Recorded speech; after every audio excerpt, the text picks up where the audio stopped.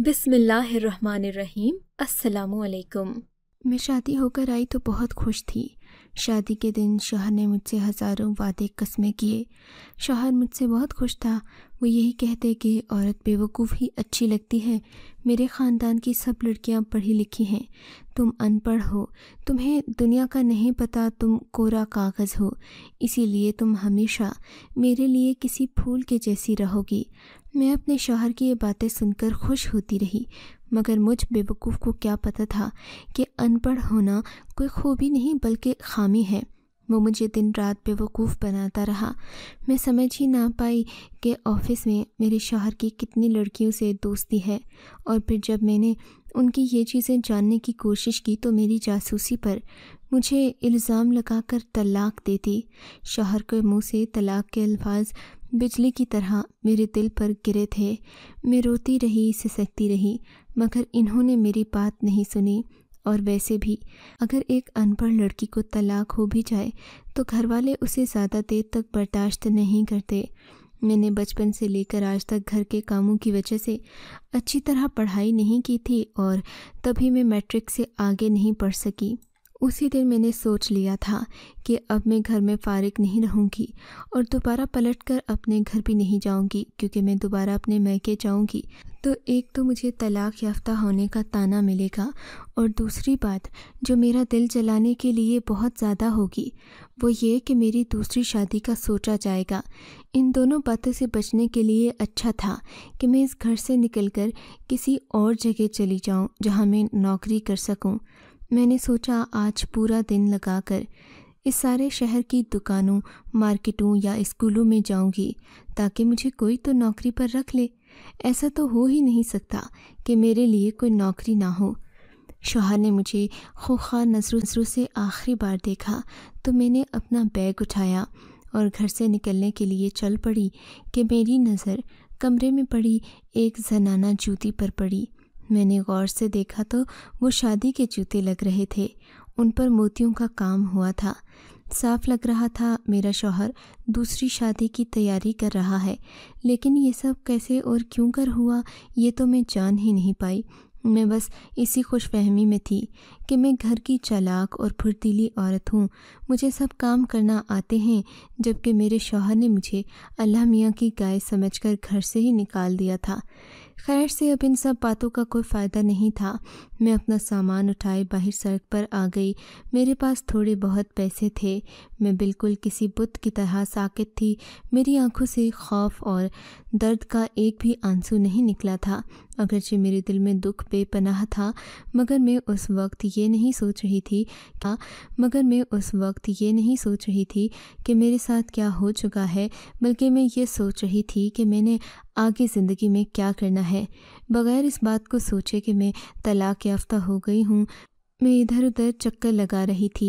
एक दुकान में दाखिल हुई तो सामने आदमी बैठा हिसाब किताब कर रहा था। मैंने उसकी तवज्जो अपनी जानिब दिलाई। मैंने कहा, मैं दुकान में काम करना चाहती हूँ। वो अपनी कॉपी पेंसिल छोड़कर मेरी तरफ खबीस नज़रों से देखते हुए गलीज़ मुस्कुराहट के साथ बोला, तू क्या काम कर सकती है? उसकी बात पर मैं खामोश रही। अच्छा, मैं समझ गया, मुझे माफ़ करना, मेरी एक बीवी है, मैं ऐसे काम नहीं करता। मुझे उस आदमी की सोच पर बहुत गुस्सा आया, लेकिन मैं उसे कुछ कह भी नहीं सकती थी। मैंने सोचा कि इससे बहस करने से अच्छा है अगली दुकान पर चली जाऊं। अगली दुकान पर दाखिल हुई तो वहाँ तकरीबन 6-7 आदमी एक कोने में बैठे खाना से पूछा। मैं उन्हें क्या ही कहती कि मुझे तुम लोगों के साथ काम करना है। यहाँ 6-7 मर्द बैठे थे। खैर मैं अगली दुकान में दाखिल हुई। ये काफ़ी अच्छी दुकान लग रही थी। कॉपी पेंसिल बेचने वाले उस शख्स ने जब मुझे देखा तो उसके हाथ में भी किताब थी। मुझे लगा यहाँ किताबों की सफाई का या कोई भी काम मुझे मिल सकता है। मैंने उससे नौकरी की बात की तो हंसकर बोला, देखो तुम मुझे अच्छे घर की लगती हो, इसलिए तुमको ये बात कर रहा हूँ। नौकरी करने वाली लड़कियों को लोग अच्छा नहीं समझते, और तुम अगर किसी दुकान में काम करोगी भी तो तुम्हारे लिए ज़िंदगी पहले से भी मुश्किल हो जाएगी। तुम नहीं जानती ये मर्दों का बाज़ार है। यहाँ पर आने जाने वाला हर मर्द तुम्हें गंदी नज़र से देखेगा, और दुकान में काम करवाने वाला तुम्हारा मालिक भी तुमसे नाजायज़ फ़ायदा उठाएगा। सो بہتر ہے کہ تم گھر چلی جاؤ اور اگر کسی اسکول میں پڑھانا چاہتی ہو تو وہاں چلی جاؤ۔ بوڑھے کی بات پر مجھے پڑھانا چاہتی ہو تو وہاں چلی جاؤ۔ بوڑھے کی بات پر مجھے بہت غصہ بھی آیا اور رونا بھی۔ میرا دل چاہا کہ میں اس وقت زمین پھٹے اور اس میں سما جاؤں۔ کافی جگہوں پر ذلیل و خوار ہونے کے بعد میں بہت تھک چکی تھی، ٹوٹ چکی تھی۔ ایک ہی دن میں دنیا گھوم کر میری آنکھیں کھل گئی تھیں اور میں جان گئی تھی کہ میری اوقات کچھ بھی نہیں ہے۔ اور پھر مغرب ہونے لگی۔ اب لوگوں کی نظریں اور بھی مجھ پر جمنے لگی تھیں۔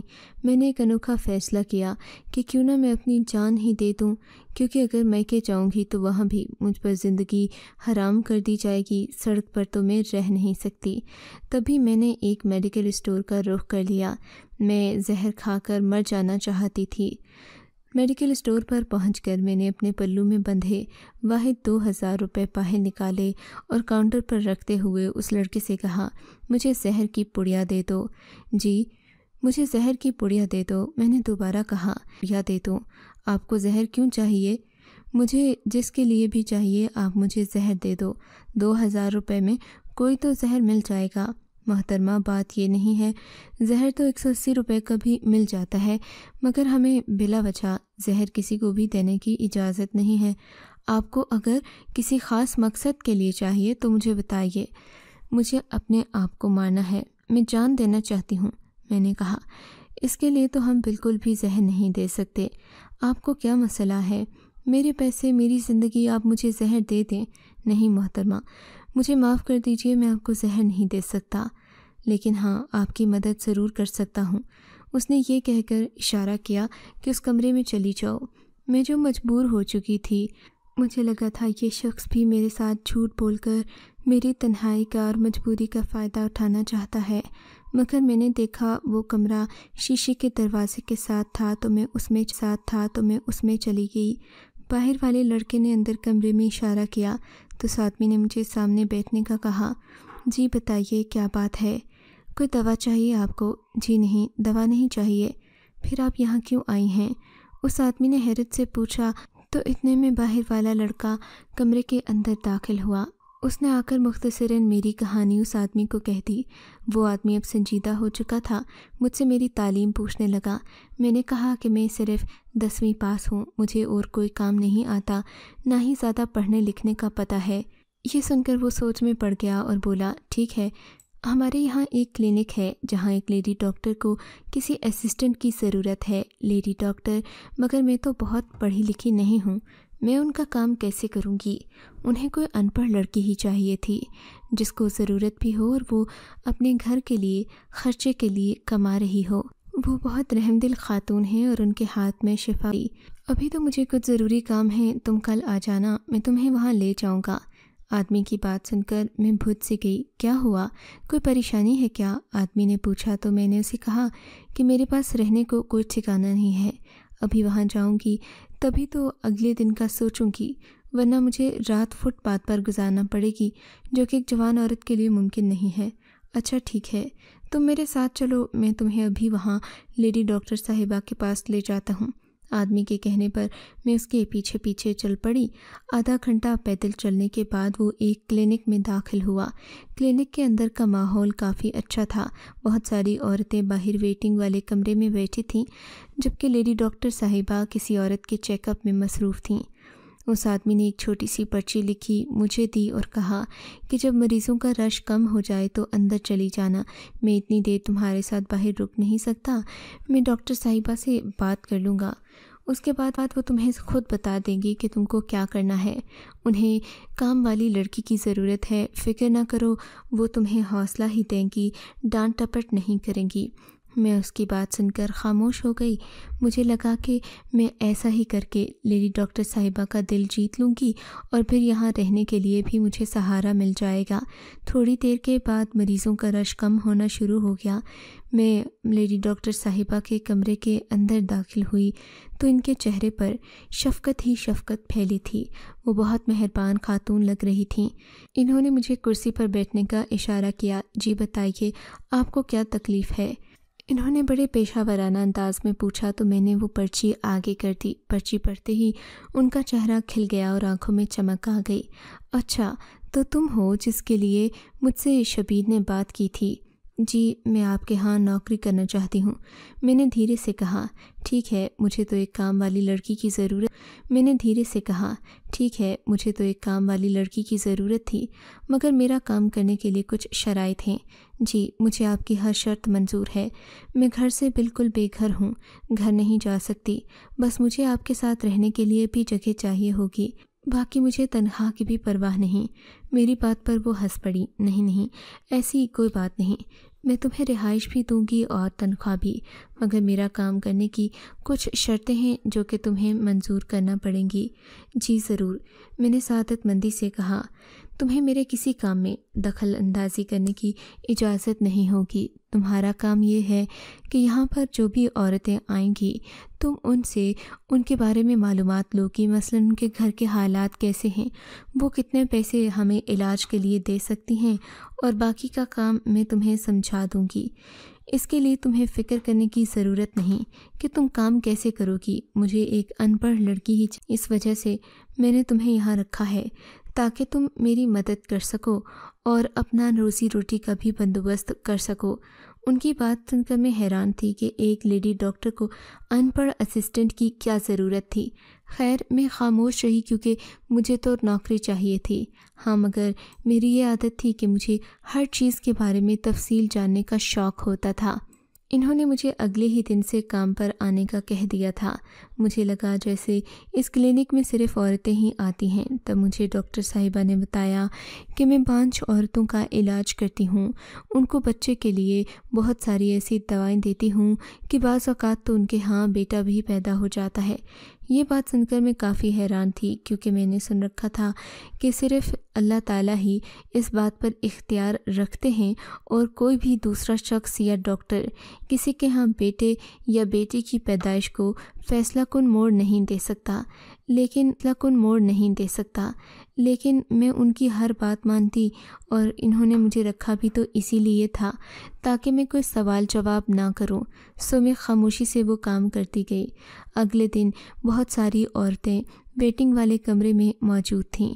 میں ان سب سے پہلے مختصر بات خود کرنا چاہتی تھی تاکہ مجھے اندازہ ہو یہاں آنے والی عورتوں کے مسئلے کیا ہیں۔ دراصل ڈاکٹرنی صاحبہ نے مجھے پہننے کے لیے ایک سفید کوٹ بھی دے دیا تھا جس کی وجہ سے یہ لوگ مجھے پڑھا لکھا سمجھنے لگے۔ بہرحال میں نے عورتوں سے انٹرویو شروع کیے۔ مجھے پتہ چلا کہ کافی ساری تو صحت کی کمزوری کی وجہ سے یہاں آئی ہیں۔ خیر لیڈی ڈاکٹر صاحبہ کے کہنے پر میں نے ان سے ایک ایک کر کے مسائل پوچھ لیے اور ایک چھوٹی سی پرچی پر سب کچھ نوٹ کر لیا، پھر اندر جا کر لیڈی ڈاکٹر صاحبہ کو دے دیا۔ اب میرا یہی معمول تھا اور بدلے میں مجھے رہائش اور کھانا پینا مل چکا تھا۔ مجھے اکثر ہی تجسس ہوتا کہ آخر لیڈی ڈاکٹر صاحبہ عورتوں کا کیا علاج کرتی ہیں کہ وہ جوک در جوک ان کے کلینک پر آتی ہیں۔ ایک دن میں نے ایک عورت سے پوچھا جو کہ تقریباً آج تیسری بار آئی تھی۔ آج وہ بہت خوش لگ رہی تھی۔ کلینک سے جانے سے پہلے میں نے اسے روک کر پوچھا، آپ بہت خوش ہیں، اللہ آپ کو ساری خوشیاں مبارک کرے۔ جی آپ کی بہت مہربانی، ڈاکٹر صاحبہ کی وجہ سے ہی تو یہ سب ہوا ہے، میرا بس چلے تو میں انہیں پھولوں کی ٹوکریاں لا کر دوں۔ وہ عورت فرتے جذبات میں بول رہی تھی۔ ایسا بھی کیا کر دیا لیڈی ڈاکٹر صاحبہ نے؟ میں نے مسکرا کر پوچھا، جو کیا ہے انہوں نے کیا ہے، ورنہ تو میں بانجھ تھی، مگر انہوں نے مجھے 30 منٹ میں اولاد کی خوشی دے دی۔ میں حیرت سے اس عورت کا چہرہ دیکھنے لگی۔ 30 منٹ میں اولاد کی خوشی دے دی، یہ کیسے ممکن ہے؟ ارے آپ تو خود ان کی نوکری کرتی ہیں، آپ کو تو پتہ ہوگا کہ وہ یہ سب کیسے کرتی ہیں، اور اسی کام کے تو وہ لاکھوں کروڑوں روپے کما رہی ہیں، ورنہ تو ہم جیسا انسان پوری زندگی لگا کر بھی اتنے پیسے نہیں کما سکتا۔ اس عورت نے حسرت سے کہا، بات تو آپ کی ٹھیک ہے، لیکن آپ کا آپریشن ہوا ہے یا پھر کیا ہوا جس سے آپ امید سے ہو گئیں؟ ہاں یہ تو مجھے نہیں پتہ، نہ ہی ڈاکٹرنی صاحبہ نے مجھے بتایا ہے، بس انہوں نے کہا تھا کہ تمہاری اولاد ہوگی تو میری رپورٹ واقعی میں مثبت آ گئی ہے اور اسی وجہ سے میں بہت خوش ہوں، ان کا شکریہ ادا کرنے آئی تھی۔ عورت اپنی بات ختم کر کے چلی گئی، مگر میرے ذہن میں ایک نیا سوال تھا کہ آخر ڈاکٹر صاحبہ کیا کرتی ہیں؟ اب تو میں ان کے گھر شام کے وقت بھی رہتی تھی، سوچا شام کو پوچھ لوں گی۔ یہ شام کا وقت تھا، میں ان کے گھر میں کھانا پکا رہی تھی کہ وہ اپنے کسی کام سے فارغ ہو کر گھر آئیں۔ میں نے بڑے ہی آپ سے ایک بات پوچھوں، آپ برا نہیں مانیں گی؟ نہیں، بتاؤ تم کیا پوچھنا چاہتی ہو؟ وہ آپ جو بچہ، یہ کہہ کر میں خاموش ہو گئی۔ بولو نا، کیا بات ہے؟ میرا مطلب آپ جو بانجھ عورتوں کا علاج کرتی ہیں وہ اتنے کم وقت میں کیسے ممکن ہے؟ میری بات پر ان کی تیوری پر بل پڑ گئے۔ تمہیں یہ جاننے کی ضرورت کیسے پیش آئی؟ کیا تم سے یہ بات کسی نے کہی ہے؟ جی ہاں، میں نے مختصر جواب دیا۔ کس نے پوچھی تھی؟ بس ایک عورت تھی، اس نے مجھ سے پوچھی۔ میں نے ہڑبڑا کر جواب دیا، آئندہ سے ایسی بات کسی سے مت کرنا، اور اگر کوئی کرے بھی تو اسے کہنا کہ تمہیں نہیں معلوم، نہ ہی یہ سب تمہیں جاننے کی ضرورت ہے۔ ڈاکٹر صاحبہ کے اس جواب پر میں مایوس ہو گئی، مگر میرا تجسس اور بڑھ گیا تھا کہ آخر ایسا بھی کیا تھا جو ڈاکٹرنی صاحبہ نے آج تک مجھے بھی نہیں بتایا، حالانکہ ان کے دفتر کی ہر چیز مجھے پتہ تھی، اور ان کے کلینک میں بھی صفائی سے لے کر ہر کام میں ہی کرتی تھی، اس لیے مجھے معلوم تھا کہ کس جگہ پر کیا ہوتا ہے۔ خیر، اگلے دن خدا کی کرنی ایسی ہوئی کہ لیڈی ڈاکٹر صاحبہ کی اسسٹنٹ اپنے کسی کام سے چلی گئی۔ اب مجھے ہی ان کے اسسٹنٹ کا کام بھی کرنا تھا۔ یہ وہ کام تھے جو کہ آپریشن تھیٹر میں ہی ہوتے تھے، اور ڈاکٹرنی صاحبہ ان کاموں کے لیے کسی کو اندر نہیں بلاتی تھیں سوائے ان کی ایک اسسٹنٹ کے۔ مگر اب اچھی بات تو یہ تھی کہ ان کی اسسٹنٹ کے جانے کے بعد سب سے زیادہ قابل بھروسہ میں ہی رہ گئی تھی۔ مجبوراً مجھ سے کہنے لگیں، تم اندر آ جاؤ، مگر ایک بات یاد رکھنا، اس کمرے میں جو بھی ہوگا وہ تمہیں کسی کو بتانے کی ضرورت نہیں ہے، اور اگر ایسی جرت کی تو تم اس نوکری سے ہاتھ دھو بیٹھو گی۔ انہوں نے مجھے سختی سے کہا تھا۔ میں سمجھ گئی کہ مجھے یہ سب کسی کو نہیں بتانا، مگر ہاں، یہ راز میں جاننا چاہتی تھی۔ تبھی میں کمرے میں گئی۔ مجھے انہوں نے پٹی اور تولیہ وغیرہ لایا تھا۔ میں کینچی، پٹی اور باقی چیزیں لا کر ان کے سامنے کھڑی ہو گئی تو انہوں نے مجھے ڈانٹ کر کہا، اب جاؤ بھی، میرا منہ کیا دیکھ رہی ہو؟ مجھے غیر ضروری لوگوں کا اپنے ارد گرد ہونا پسند نہیں۔ مجھے لیڈی ڈاکٹر صاحبہ کی یہ بے عزتی بہت بری لگی۔ آج سے پہلے انہوں نے مجھ سے اس قدر سخت لہجے میں کبھی بات نہیں کی تھی۔ میں وہاں سے باہر آ گئی، مگر تن بدن میں آگ لگ چکی تھی۔ سوچ لیا کہ اب میں تو جان کر ہی رہوں گی کہ آخر ایسا بھی کیا ہوتا ہے اس کمرے میں جس سے عورتیں امید سے ہو جاتی ہیں، اور وہ بھی اتنے مختصر وقت میں۔ اب میں ہر روز لیڈی ڈاکٹر صاحبہ پر نظر رکھتی۔ خوشی کی بات تو یہ تھی کہ ان کی اسسٹنٹ کی چھٹیاں زیادہ ہوتی جا رہی تھیں، اس وجہ سے مجھے اس خاص کمرے میں جانے کا وقت مل جاتا۔ میں نے دیکھا اندر ایک تجربہ گاہ بنی ہوئی تھی، اور اس میں عجیب چیزیں رکھی تھیں جن کا مجھے نام بھی نہیں آتا تھا، مگر جو کچھ لیڈی ڈاکٹر صاحبہ روزانہ کی بنیاد پر کرتی تھیں وہ اب مجھے یاد ہو چکا تھا۔ مجھے لگنے لگا جیسے سارا کلینک میرے ہی سر پر چل رہا ہو، کیونکہ میں اس گھر کے اور اس کلینک کے سارے کام کرتی تھی۔ لیڈی ڈاکٹر صاحبہ تقریباً ہی ہر کام، صفائی تک اور چیزوں کو ترتیب دینے کا بھی کام اور ہنر مجھ سے لیتی تھیں، لیکن اس حساب سے مجھے پورے دن کے 200 روپے ملتے۔ میں نے سوچا کہ میں اپنی کمائی بڑھانے کے لیے کچھ نہ کچھ ہنر تو سیکھ ہی لوں گی۔ ویسے بھی میں نے اتنے سارے ڈاکٹر دیکھے تھے جو بنا کسی ہنر کے لوگوں کا علاج کرتے ہیں، ان کے پاس بھی تو ہزاروں لوگ آتے ہیں، ان کے پاس تو کوئی تعلیم نہیں ہوتی۔ یہ سوچ کر میں نے بھی دل میں ٹھان لی کہ اب میں لیڈی ڈاکٹر صاحبہ کا ہنر چرا کر کوئی نہ کوئی ایسا کام کروں گی جس سے میری روزی بڑھنے لگے۔ تبھی مجھے ایک ایسا راز معلوم ہوا جس سے میں نے بہت فائدہ اٹھایا، مگر اس نے مجھے نقصان ہی دیا۔ مجھے معلوم ہوا کہ لیڈی ڈاکٹر صاحبہ کسی کا انجیکشن استعمال کرتی ہیں، تقریباً 2 سے 3 ہفتے لگتے ہیں، مگر اصل عمل 30 منٹ سے کم کا ہوتا ہے۔ یہ جان کر میں نے سب عورتوں میں یہ بات پھیلا دی کہ لیڈی ڈاکٹر صاحبہ جو علاج کرتی ہیں اس سے بچہ کسی اور کا پیدا ہوتا ہے، یعنی اس باپ کا بچہ نہیں ہوتا، بلکہ یہ سب لیب میں استعمال ہونے والے اس مٹیریل کا کمال ہے۔ یہ بات سن کر عورتیں تو غصے سے پاگل ہو گئیں، کیونکہ انہیں اپنی اولاد پیدا کرنے کے لیے اتنی دور تک کا سفر کرنا پڑتا تھا، جبکہ اس کلینک میں تو بہت کچھ غلط ہو رہا تھا۔ ایک پڑھی لکھی عورت کو جب یہ بات پتہ چلی تو وہ غصے سے پاگل ہو گئی تھی۔ کہنے لگی یہ تو بہت غلط بات ہے، میں نے ایسا کبھی نہیں سوچا تھا کہ ڈاکٹر شمائلہ اتنا گھناؤنا کام کر رہی ہیں۔ غرض یہ کہ اس بات سے ڈاکٹر صاحبہ کی بہت بدنامی ہو گئی، یہاں تک کہ انہیں عدالت میں بھی جانا پڑا۔ اس سب سے نہ ہی مجھے کچھ ملا نہ انہیں کچھ حاصل ہوا۔ آپ کے خیال میں کیا میں نے جو کیا غلط کیا، یا پھر مجھے یہ سب ہوتا دیکھنا چاہیے تھا اور میں خاموش رہتی؟ میری جگہ آپ ہوتے تو آپ کیا کرتے؟ آپ کو اگر یہ کہانی اچھی لگی ہے تو اس ویڈیو کو لائک کیجیے اور اس طرح کی مزید کہانیاں سننے کے لیے ہمارے چینل کو ضرور سبسکرائب کیجیے۔ کہانی سننے کا شکریہ۔ آپ سے ملاقات ہوگی اگلی ویڈیو میں، تب تک کے لیے اللہ حافظ۔